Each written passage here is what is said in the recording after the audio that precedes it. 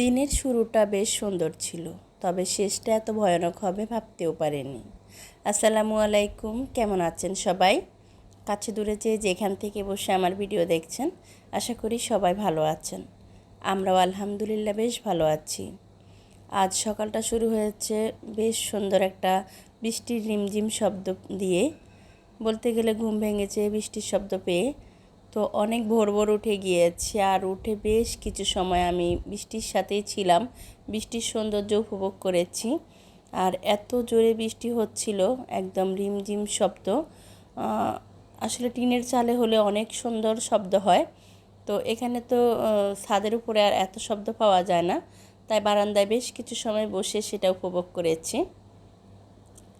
আর এখন আমি কিচেনে চলে এসেছি, যেহেতু ছেলেকে নিয়ে স্কুলে যেতে হবে, আজ মেয়েরও একটা ক্লাস আছে, তো ওদেরকে নিয়ে একসঙ্গে বের হব। তাই আমি কিচেনে চলে এসেছি, ওদের সকালের নাস্তা, দুপুরের টিফিন এগুলো সব গুছিয়ে নিচ্ছি আর কি। আর এর মধ্যে ওরা সবাই উঠে গিয়েছে, ওরা ফ্রেশ হচ্ছে, আর বৃষ্টিটাও কিছুটা কমেছে। আর এই তো ভেবেছি সকালটা এত সুন্দরভাবে শুরু হয়েছে, তো আপনাদের সাথেও শেয়ার করে ফেলি, সেই চিন্তা ভাবনায় আপনাদের সাথে শেয়ার করব বলে ক্যামেরাটা অন করেছি। আশা করি আমার আজকের ভিডিও আপনাদের ভালো লাগবে। ভালো লাগলে ভিডিওতে একটা লাইক দিয়ে সম্পূর্ণ দেখার অনুরোধ রইল। যারা আজই নতুন এসেছেন, চ্যানেলটিকে এখনও সাবস্ক্রাইব করেননি, ভিডিওর কোনো অংশ যদি আপনাদের একটু হলেও ভালো লেগে যায়, সেই ভালো লাগা থেকে হলেও আমার চ্যানেলটিকে সাবস্ক্রাইব করে আমার পাশে থাকবেন। আমার ফেসবুক পেজের নাম হচ্ছে আমার খুন্তি কড়াই। তো কেউ যদি ফেসবুক থেকে আমার ভিডিওটা দেখেন, প্লিজ পেজটা ফলো দেওয়ার জন্য অনুরোধ করছি। এদিক থেকে সব কিছু গুছিয়ে আমি এখন বের হয়ে যাব। তো আল্লাহর নাম নিয়ে ছেলেকে নিয়ে মেয়েকে সাথে নিয়ে বের হয়ে গিয়েছি। তো ভেবেছি ছেলেকে দিয়ে চলে আসব। তো এখন তো ছেলেটা আমার বেশ পুরপুরা মেজাজে বের হয়েছে, শরীরটা আলহামদুলিল্লাহ ভালো ছিল, তবে যাওয়ার পথে অনেক বেশি বৃষ্টি ছিল। তো ওখানে গিয়ে বলছিল আমার খারাপ লাগছে, আমার ভালো লাগছে না, তুমি যেও না, তুমি বসো, আমি টিফিন টাইম পর্যন্ত ক্লাস করে দেখি, আমার যদি ভালো লাগে তাহলে আমি ফুল ক্লাস করব, না হয় আমি চলে যাব। তো এর জন্য আর আশা হয়নি, বসেছিলাম। অবশেষে ওকে নিয়ে টিফিন টাইমে ফিরে আসতে হয়েছে বাসায়, কারণ ওর শরীরটা হঠাৎ করে খারাপ হয়ে গিয়েছে। আসার পথে টেলার্সের কাছে কিছু ড্রেস ছিল, বানাতে দিয়েছি, সেগুলো নিয়ে এসেছি। আর সেগুলো এখন আপনাদের সাথে এক ঝলকে শেয়ার করে ফেলছি। এটা হচ্ছে আমার মেয়ের। তো মেয়ে মূলত সুতি ড্রেস পরা হয় না ওর, ও সবসময় অন্যান্য ড্রেসে পরে। তো এবার একটু শখ করলো এই ওড়নাটার জন্য। আমি আসলে ড্রেসটা বাসায় আনার পরে বলছে ওড়নাটা বেশ সুন্দর, তুমি আমাকে এই ড্রেসটা বানিয়ে দাও। তো যে টেইলার্স যার কাছে আমি সবসময় ড্রেস বানাই, উনি যখন শুনেছে আমার মেয়ের ড্রেস, উনি খুব সুন্দর করে ওনার নিজের মতো করে ডিজাইন করে বানিয়ে দিয়েছে। আর বাকি দুইটা হচ্ছে আমার। তো আমি এবার প্যান্টে একটু ডিজাইন করিয়েছি, তারপরে স্লিপসে একটু ডিজাইন করিয়েছি। মূলত এখন যেহেতু অনেক বেশি গরম, তো অনেক বেশি গরম যখন পড়ে তখন দেখা যায় আমি লং টাইমের জন্য বাইরে বের হলে অনেক সময় হিজাব পরা থাকলে আমার মাথা ব্যথার সমস্যা হয়। তাই বেশ কয়েকদিন যাবৎ যখন দেখি অনেক বেশি গরম, তখন এই টাইপের ড্রেসগুলো পরে বের হই। তখন দেখা যায় অনেকটাই আমি স্বস্তি নিঃশ্বাস নিতে পারি, অনেকটাই আমার শরীরটা ভালো লাগে। সেই চিন্তাভাবনা থেকে একটু ডিজাইন করে বানিয়েছি। তো সব ঠিকঠাকই ছিল, তো একটা জিনিসের জন্য মনটা খারাপ হয়ে গিয়েছে। আমি মূলত সব ড্রেসে হাফ চেন সবসময় ব্যবহার করি, তো এবার কেন যেন উনি ভুলে সবগুলো ড্রেসে ফুল চেন দিয়েছে, এর জন্য একটু রাগ করেছি। তো বলছিল আপা সবসময় তো আপনার কথা মতোই হয়, তো এবার যেহেতু কারিগর ভুল করে ফেলেছে, কিছু করার নেই, একটু মানিয়ে নেন। আর আপনাদের সাথে শেয়ার করার কারণ হচ্ছে এই তিনটা ড্রেসের মধ্যে কোন ড্রেসটা বেশি সুন্দর সেটা অবশ্যই কমেন্টস করে জানাবেন। এদিক থেকে বাসায় আসতে আসতে আমার অনেকটা লেট হয়ে গিয়েছে। অফ ক্যামেরা রান্না বসিয়ে দিয়েছি, অলরেডি 2টা রান্না হয়ে গিয়েছে। এখন শুধু গরুর মাংস আর ভাতটা চুলার উপরে আছে। মূলত ওকে আমি স্কুলে দিয়ে বাসায় চলে আসি, আর এসে হচ্ছে আমার বাকি সব কাজ শেষ করে পরে আবার গিয়ে ওকে নিয়ে আসি।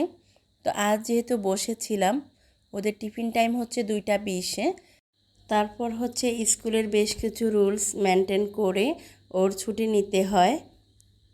সব কিছু শেষ করে বের হতে হতে প্রায় 3টার মতো বেজে গিয়েছে। আর বাসায় এসে পৌঁছাই 4টা বাজে। তো এর মধ্যে রান্নাবান্না শেষ। এখন এখানে আমি 1 কাপ পানিতে 2 চা চামচ চা পাতি ভেজিয়ে নিচ্ছি। এটা হচ্ছে আমার ছেলের মূলত যেই সমস্যাটা হয়েছে সেটার একটা ঘরোয়া ট্রিটমেন্ট করব আমি। কিছু সময় এটা করে দেখব।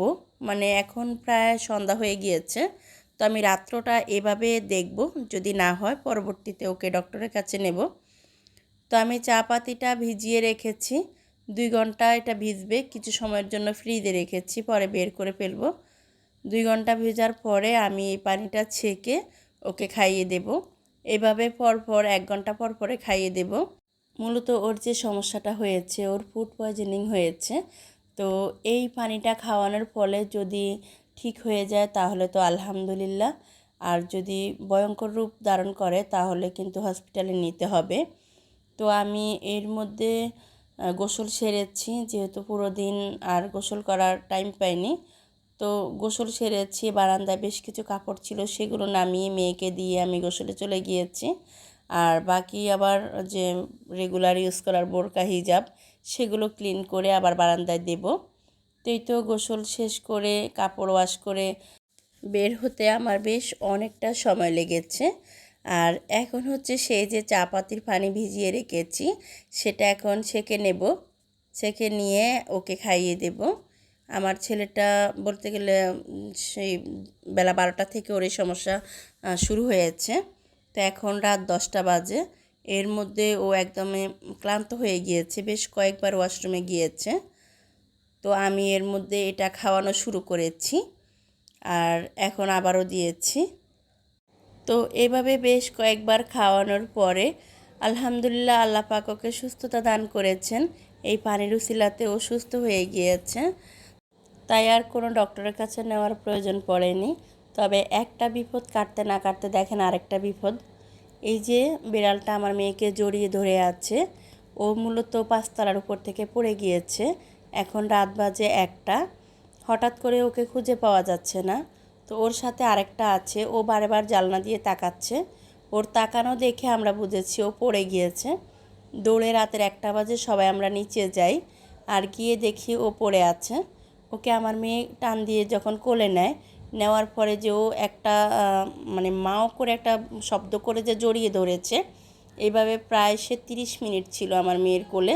ওকে কেউ সরাতে পারে না, ওর হার্টবিট এত বেশি মানে আপ ডাউন করছিল আর এত ভয় পেয়েছে ও। তো আমরা বারবার টেনে দেখার চেষ্টা করছি ওর কোনো সমস্যা হয়েছে নাকি। ও তো ওকে ছাড়ে না, দেখবে কীভাবে। বেশ অনেকটা সময় পরে ওকে নামিয়েছে। পরবর্তীতে দেখতে পেলাম যে ওর একটা পা ভেঙে গিয়েছে। আর এই যে ওর সাথের বন্ধুটা, ওর মনটা অনেক খারাপ। ও শুধু ওর পাশে এসে বসে থাকে, মানে ও বুঝতেছে যে ও পড়ে গিয়েছে, ও ব্যথা পেয়েছে।